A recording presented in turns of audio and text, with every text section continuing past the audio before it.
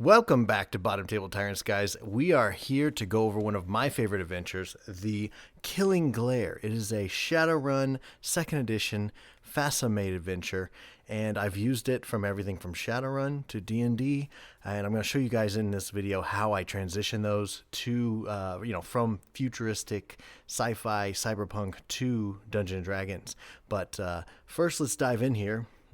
Smells like cigarettes and broken homes, just like my childhood. So first I want to go over this book. A lot of the early 90s books were not well written. This one actually is, and I'm going to do some more of these and show you exactly how bad it can get. This is actually one of the good ones, is what I'd say. So this was made in 1993, right about the time when I jumped into Shadowrun 2nd edition as a 13-year-old, and I love this book. It is one of the funnest missions, I guess is the best way I'd say it, as a Shadowrunner, and I love it for the fact that it kind of throws you all over Seattle, and you interact with a bunch of different organizations, which is important, and I guess most of the time you'll run into one or two gangs or corporations, but in this one you can run into dang near anything. So let's dive in, and I'm going to put this down and go over my notes. All right, guys, like I was saying, this is one of the least railroady of all the adventures that were made during the 90s. In a lot of these books, it assumes what your player characters are going to do. It will say, after this happens, your players will do X, and then your players will do Y, and then your players will do Z. And it goes through exactly what's going to happen. So as a 13-year-old game master, I was very confused when my players did not do X when I expected them to do X, because turns out players do whatever they want. So there's so many assumptions written into these books of telling you exactly what your player characters will do next, and then when they don't do it, I was lost. So I learned very quickly to adapt and overcome in these situations, and I guess it's weird that they wrote the books that way and telling you exactly what was going to happen. And it was super railroady, and that this will happen, and then this will happen, and then this will happen, and then this combat, and then next scene. So it's very odd that they're written that way. To me, it shows that their lack of understanding of how this worked. They may have just been thrown a story, said, hey, take these characters or these gangs and make a story for us, is how I expect FASA probably threw these to the writers, and they may not have had a whole lot of experience in this. So right here, guys, spoiler warning. This is a 1993 adventure, so it's almost 30 years old.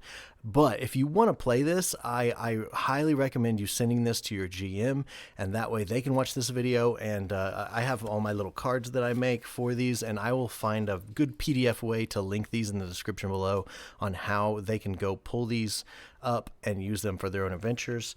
Because this is a great adventure, and it can be used in anything like I'm going to show you guys. So if you don't want to learn the story and you want to play it, send it to your GM now and move on to another video. All right, plot synopsis. Now that the players are gone, guys, us GMs here. Starting off, you're going to go to Club Penumbra, and that's going to be meeting Baby Joe. Baby Joe is the coach for the Seattle Screamers, and he is in a lot of debt to the Yakuza, and I believe also the Mafia somehow. He's like gotten both sides to loan him money, which he has squandered, so he's in trouble. So his genius idea is to get leverage on his 2-star players, Punch and Judy, and he wants the players to do that as Shadowrunners, find out about their past, because they don't really have much of a past. They kind of showed up out of nowhere, and find out who they are, so he has leverage over them that he can hopefully get them to throw the match to ensure that he wins the money he needs from more bets that he's making, so that he can pay off both the Mafia and the Yakuza. So that's the plan. So he meets the player characters. He does not tell them that. All he tells them is, I need you to get me information on Punch and Judy. Also, the Urban Brawl game, which is kind of like football mixed with machine guns, is a combat game that happens in different cities. And wherever they do it, they usually pick a slum in that city and kick everyone out of it for a night and have the match there. So it's very much last second when they do that, because they don't want anybody setting up ambushes or trying to influence the game by being in the combat zone where the game is held. So it's a last second announcement of where it's going to be held. Baby Joe also would love to see if you could find out about that, because that would give him an edge in knowing where the team will be playing, because he's the coach of the team. So that's just like kind of an extra bonus. If they get information, he'll pay them for that as well. Next is going to be finding Bubba. This is Bubba is who Baby Joe will tell them about. He's the only known friend of Punch and Judy. He's the only contact from their past. So when they go find Bubba, he is in a like a ghetto apartment. I think I put it in Redmond. If you know the Seattle area, especially for Shadowrun, it's the ghettoest, like most broke down area of the Shadowrun world.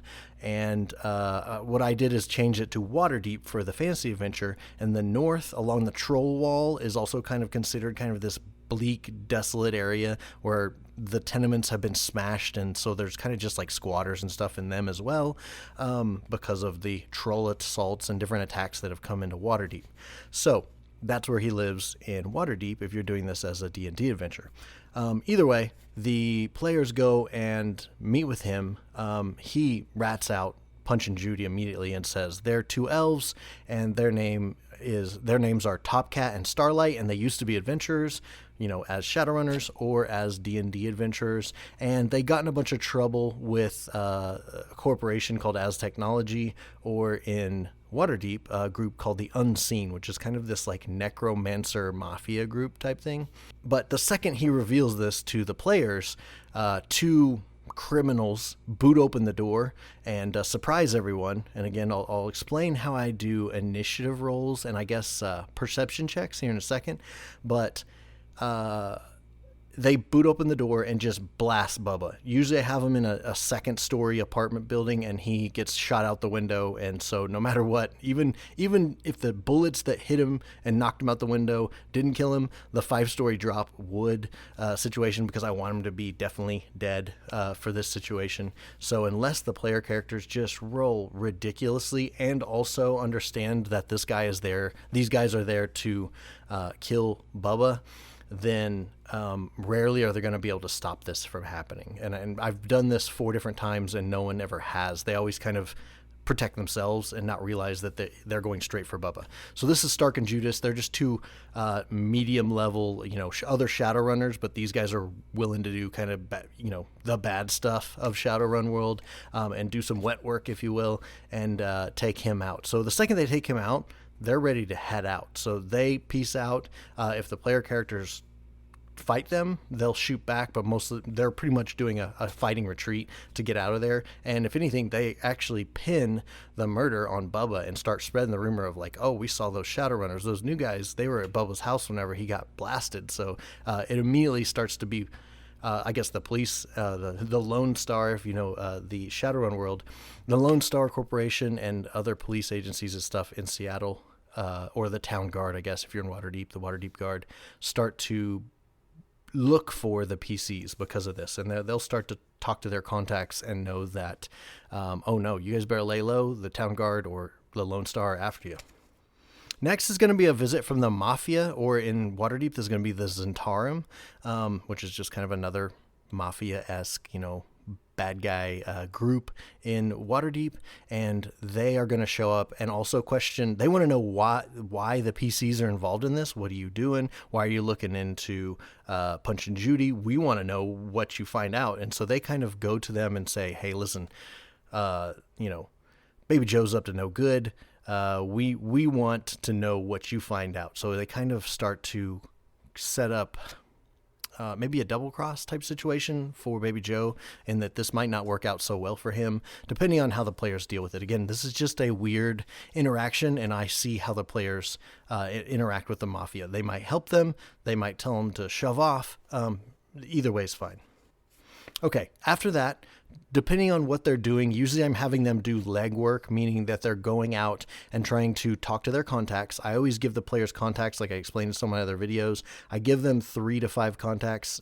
Kind of more social characters will have more contacts as kind of a bonus to them, since they are less combat oriented. Usually if they're a social oriented character, they're going to know more people, and they're going to be the specialists in the team that are useful at going and finding information, such as, why did someone kill Bubba, and who is Topcat and Starlight? We need to know more. So at this point, the PCs are going to be running around town, trying to talk to their contacts, and they're going to be confronted by Kyle Morgan. Morgan is a hitman hired by As Technology, which is a corporation. or the Unseen, which is an evil necromancer mafia group, like I said.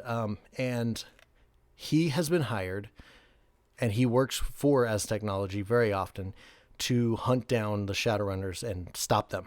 So, in this combat, Morgan can't die. And this is from the book, and this is a funny story that I have that to this day my wife brings up, because when the very first time I ran this mission, they immediately saw that Morgan was giving orders and kind of like commanding the troops, because he shows up with all of these hired hitmen, and they just attack full-scale assault the PCs.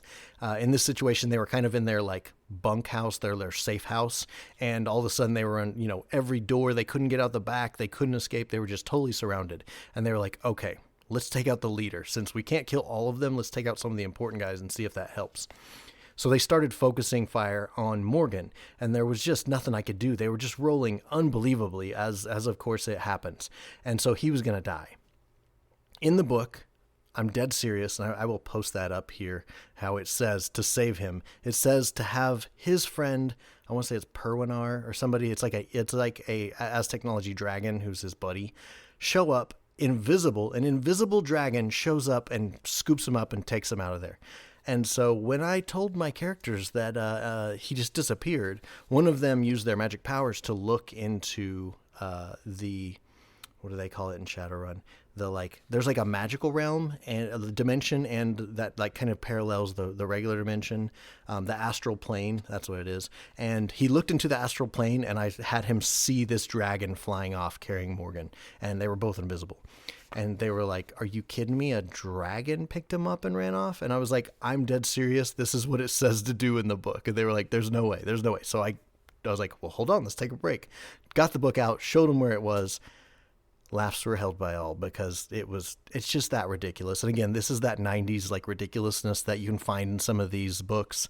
That's what it has in the book. I would nowadays, I have come up with better ways to save him, in that he dives into a car and screeches off, stuff like that. Or, in a fantasy realm, that he jumps on a horse and heads out, or, is able to get away in a much more realistic fashion, because then you got this dragon involved, and dragons are unbelievably powerful in Shadowrun, just as they are in D&D. So, yeah, you don't want to mess with that. It's way too early for that, especially when I usually run this is around level, I guess, if you're doing 5e levels in Shadowrun, it's probably around level 4 to 5 or 6 maybe is probably a good area to run this mission. And that's not what you want. Regardless, there's all these guys attacking the players.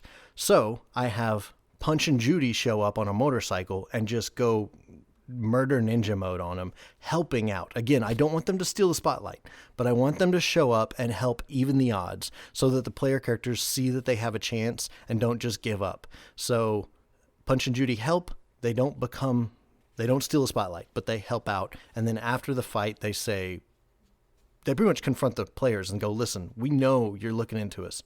Why? What the heck?" Depending on how they interact with them, almost always I've had the player characters react well to Punch and Judy, especially now that they've learned that they are fellow adventurers.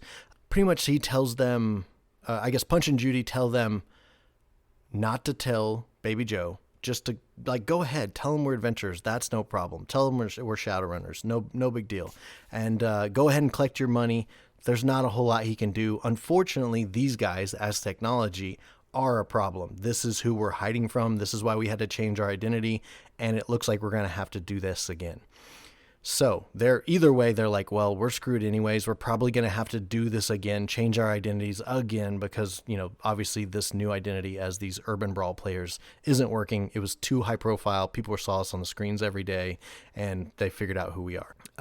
Morgan is after them, it turns out, also. So he's trying to kill the players and also kill Top Cat and Starlight, Punch and Judy, because of their past history with As Technology and some bad runs that went bad, and they killed a bunch of important people As Technology needed alive, and As Technology is very much the evil blood cult technology corporation, so they're known for being the most evil corporations, along with I like Renreiku is a very evil one too. They're like evil technology, not as much magic, way more technology. They develop AI and stuff like that. Think Jinteki, if you know the universe from Netrunner. Very much Renreiku is much like Jinteki, while As Technology is way more Wayland, if you will. So if you play that card game, I can almost take Netrunner and Shadowrun and meld them perfectly. They are perfect match. Cyberpunk has, I could do a whole nother video on Cyberpunk. I don't like Cyberpunk, and that's a me thing, but I'll do a whole nother video on that later. Okay, they have to go talk to Baby Joe. He's given him 2 days. He wants to know the night before the match this information about Punch and Judy. And so, therefore, they're going to have to go back to Penumbra, tell Baby Joe what they've found, and, get their money. So they're going to finish the mission, quote unquote, and be done with the match. So, be done. They're going to finish their mission by going to Baby Joe and telling him what information they've got. If they figure out where the match is going to be held, that's going to be a little bit extra money, extra creds, extra nuyen. And if not, then, they'll deal with that consequence. Regardless, he pays them and pretty much a lot of times I say, hey, you want to go, like he gives them prime tickets to a local club to go watch the game in this like lavish area, usually at a high-end club, or in Shadowrun, I want to say it's the Three Pearls is the one I like to use in Waterdeep. It's a kind of a ship that got chucked into the town and stuck, and they turned it into a club, or a nice bar. It's like a high-end bar there. So usually he'll give them kind of tickets to go watch the game at this place. In the magical realms, again, just as some transition stuff, I usually have it that there's this cabal of wizards that uses these like scrying orbs that they'll put up in different taverns and pubs and stuff like that they use magic to like broadcast the game on these orbs. So you couldn't watch it in your home, but you'd need to go to one of these pubs and watch it, where a wizard's, projecting it up onto the orb, for everyone to see. So that's what happens. The players can go do that. I have a player named Sean Benton. I'll put up his picture right now. Sean Benton is a favorite of mine. He's kind of the Tom Brady, full of himself, I guess Tom Brady's not full of himself. Let's go back. He is the Fabio of Urban Brawl, and everyone loves him. He's signing autographs at all time. His hair is majestic at all times, and he's just this. He talks about himself in third person. He's just like, Sean Benton doesn't do that. Sean Benton loves martinis. Sean Benton will sign an autograph for you, and I love playing this character. People, all my players of every game I've ever played love Sean Benton. He hands out his signed headshot to the players anytime they interact with them, even if they've already got them from other interactions. He's going to, let me give you one of these. Oh, you already have one? Well, now you have two. So I love this character. I love playing him. The players love him. Whenever I always do kind of a sheet asking players, especially if they're new and they haven't played with me, because I go run these at local game shops, a little check sheet that I let players kind of check. Did you like this? Did you like the combat? Did you like the social interactions? What's your favorite PC or NPC you ran into? So on. And almost every single one of them has always put Sean Benton as their favorite NPC that they've interacted with in all of the matches that I've, I keep saying matches, in all of the games that I've run. So Sean Benton's a hit, and I'm always going to keep him because of that. He's obviously a great character that I need to keep. And also, if they go into Waterdeep, most of the time they're going to run into him.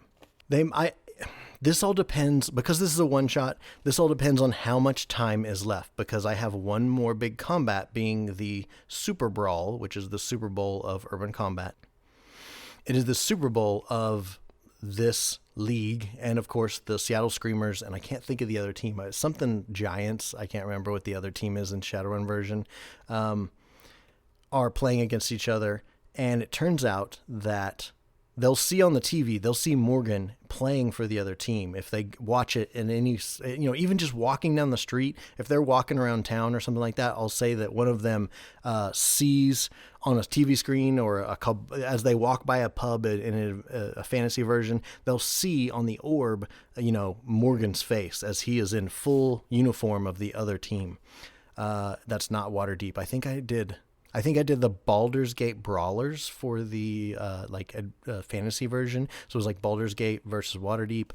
I feel that would probably be a rivalry if they both had sports teams. And they were in the colors of the different cities. I want to say it's like kind of a purpley blue and gold for Waterdeep, and like an orange and silver for Baldur's Gate. And so I try to theme it so that if you were at all aware of these cities in 5e, then you're gonna understand that these are big cities going against each other. So Punch and Judy get a message to the players, and in a fantasy version, they're gonna send a runner or a magical note or something like that flies up and lets the players know, we need your help. We're getting our butts kicked by Morgan and his men. They are not playing by the rules, and you owe us one for saving your butts last time. So I've never had the players balk at going to help Top Cat and Starlight, so they always go. Also, it's a chance for them to play in the Super Brawl, which I've been pumping up the whole time. The players can bet on the game, and a lot of times players from one player will bet against the Screamers, other players will bet for the Screamers, and so it gets to be a rivalry where they are they're both hoping for different results from this match. So as they go into the game, they have to sneak onto the area. In the Shadowrun version, I have them have to hack. I usually have a decker in the group, and the decker has to hack some of the terminals so that they can get into the area, because they have these power fences that are hackable that they can get into the combat zone. Then they got to sneak by the cameras and the refs, etc., just to get to Punch and Judy, who are waiting there with uniforms. Players in this combat game die so often that rarely do you become a star. You're just a nameless, faceless mook wearing a uniform of the color of the city you're representing. Rarely do they understand who you are unless you become a titan. Just like I would think in an arena situation, there's so many guys who just died in their very first match and they never were seen again. So it doesn't freak people out to see new players run onto the combat zone that are, no one recognizes. That's very common. So the players get in uniform, everything's good. Now the combat is on. This is the final combat. They're going to take on Morgan and his men. And to be honest, most of the time, because of the bets that have been set up, the players usually get into the game. They're chucking, it's like a football. They're chucking the football around. They're running around. I always set up a bunch of urban combat terrain, just exploded buildings and stuff like that, like you'd have for a 40k terrain. And then there's 2 end zone pieces. I will try to take pictures of those and put those up here of what those end zones look like. And if they can get their miniatures into that end zone, they'll score and win. Let's just say usually it's 2 to 3. The Seattle Screamers are behind, so they're going to need to score 2 touchdowns, one after another, to win the game. And also, it's usually around halftime, I guess, if you will, if you're going to be playing American football. So it's going to be halftime-ish by the time they get there. So they only have another half to go. But the Screamers have been decimated, and now it's a fight to the finish. In the game, players can get killed, but you're not supposed to intentionally kill someone. As in, I guess you wouldn't do a coup de grace, if that makes sense. You could shoot a guy, and if he ends up dying from getting shot, that's legal. But if you see you shot him and he goes, he falls down and goes prone, you're not supposed to walk up and just execute him. So there's refs running around, and they are supposed to kick you out of the game for that. And Morgan and his men are pretty much trying to be sneaky and get away with it anyways. So they're playing really nasty, and just annihilating players. So anytime a ref's not looking, they're going to just gang up and murder different characters, NPCs. Regardless, I guess the best story of this is I had a player who was a troll and a player who was an orc, and they had bet on different sides to win, and the game was tied, and there was I think I said there was 30 seconds left, and instead of fighting Morgan, they tried to score against each other. Both, the ball was very close for the Screamers to score, but the orc who had bet against the Screamers ran up and grabbed the ball. So the troll who wanted the Screamers to win went up and grabbed the orc who had the ball. So he just tucked the orc under his arm in a bear hug, holding the ball pinned, so he couldn't drop it or get rid of it, and ran into the end zone, smashing through some of Morgan's men to win the game. And then they finished the combat after that and finished off the last of Morgan's men. So that was probably the best, in that not only did he win the game, but he did it by picking up a player character with the ball instead of just, getting the ball himself. He picked him up as if he was the ball himself and ran him in. So the players love that. It was a great game, and that's one that they still talk about.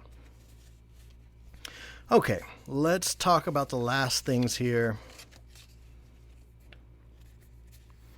Encounters. I have a bunch of encounters set up, mainly to set up follow-on one-shots. I always run Shadowrun as kind of a one-shot game because it's one mission after another. They go to the Mr. Johnson and they get their mission and they go do it. So I like to run those that way, and I set some up. Another one's called Elven Fire, which I will review here in a few weeks, and I set that up by having an Ancients, which is this elven gang that wears green. One of their motorcycles explodes while the characters are just walking down the street, and they kind of confront the characters and say, hey, why'd you do that? Why'd you blow up this bike? Just to kind of get an interaction with them so they know who the Ancients are. They get confronted by them, and the Ancients don't trust these players. They think they may have been involved in why this motorcycle exploded. I kind of explained what the different groups were. There's the Mafia and the Yakuza in the Shadowrun version, and in the fantasy version, that's the Zentarum and the Unseen. I kind of mentioned that before. I don't know if I said Yakuza, so I wanted to cover that. I talked about how I go from the Trio, which is like the Shadowrun TV, to the Cabal Vision, which is like these sorcerers who project the game up on these big orbs in the different local pubs and stuff and taverns. I use Waterdeep as the main city in the fantasy version, while Seattle, which to me is the city for Shadowrun, in the main one. And then also pregame rolls. That's probably the one thing I want to hit on this. For pregame rolls, I hate that if you make a player make a perception check and then say, oh, I guess you didn't notice anything, then they know something's up. They know that there might be a combat that's about to start, or that they are missing something. So I don't like to do that mid-game. So what I have them do is, if there's known things like Stark and Judas who kick in the door to shoot Bubba, I make them make a perception check that's a very high DC to see if they notice like the door creaking, and to give them a little bit of time to react. And I want to say I make it like an 18 or a 17 or something like that. And so they roll that at the start of the game. I just say, I need you to roll some dice for me. Roll the first one. What did you get? And I write the players' names out and what their results are. And I do that for all of the different perception checks that I know are going to happen.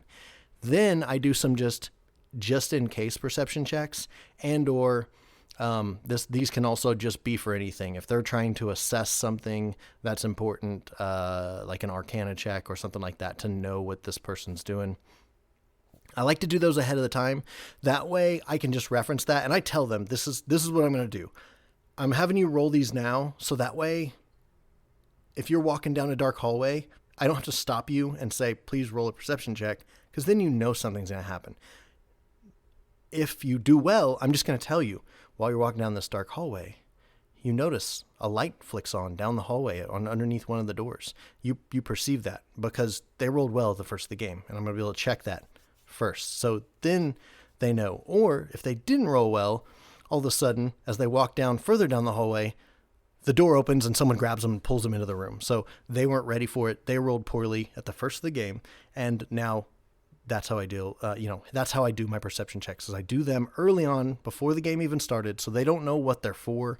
And then I explain in game what's going to happen when they get to that point in the story. And then I do some general ones, just so if the game goes off the rails and I feel like, okay, this would need a perception check, I already got one rolled, and I know, okay, column C is just my first randomized perception checks. Okay, Bob did good. He's the only one that notices. So then I can say, hey, Bob, as you're going down the cavern, you notice that one of the mushrooms just seemed to start moving all of a sudden. So it's a way I do that without letting them know that something's up, just by rolling perception check. All right, final thoughts, guys. This adventure, Killing Glare, I bet you can get this on Amazon for probably less than $20. I highly recommend it. I'm going to be doing some more of these, showing them my favorite Shadowrun adventures. Shadowrun was my first RPG. It's actually what got me into Warhammer and everything, because I went into our local game shop, which is still open. They've known me since I was 12 years old. And Brian, who works there, it's Game HQ in Oklahoma City, has literally worked there since I was a 12-year-old and greets me every day. He knows my daughter. It's an amazing shop. If you ever get a chance to come in Oklahoma City, I highly recommend it. And it's an amazing place, and I've spent my life there enjoying these games. So anyways, that's a little nostalgia for you. But Killing Glare, I love this adventure. I bought this there as a 13-year-old, and it's done me unbelievably hard work and in so many settings. So I've run this in Rogue Trader, I've run this in Shadowrun, I've run this in D&D 5e. You can convert these so easily. There's no need to try and do a bunch of crazy math conversion or stuff like that. Just use your imagination and pull from these old adventures. Get all this stuff. The old D&D 4e adventures, so good. You don't have to run it like 4e, but you can steal the idea. You can steal the concept and the synopsis of the adventure. I mean, just read the synopsis in that first few pages and make your own adventure using that. It's super easy. So I'm going to cut it there, guys. Thank you so much. Don't forget to like and subscribe. Please comment down below. I would love to know if you have any other Shadowrun adventures. I'm a second edition Shadowrun guy, but if you know any third edition stuff, I might have them, to be honest. But I want to know if you have an adventure that you played, the Dragonfall game. Oh my God, that's one of the best stories for Shadowrun that there is.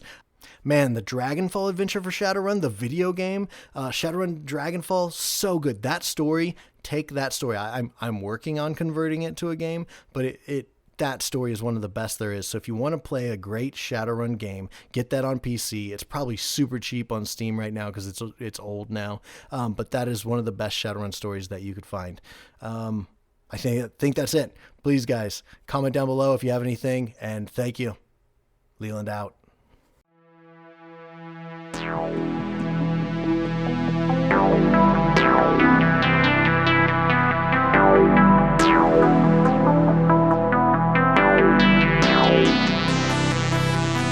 Ow.